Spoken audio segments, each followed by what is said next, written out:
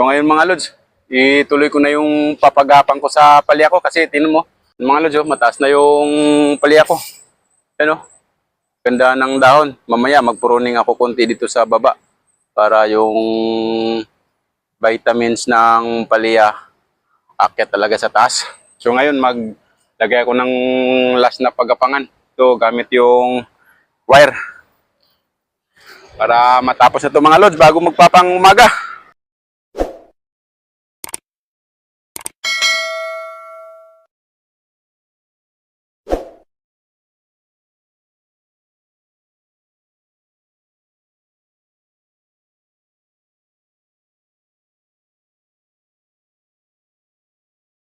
Ayos mga lods.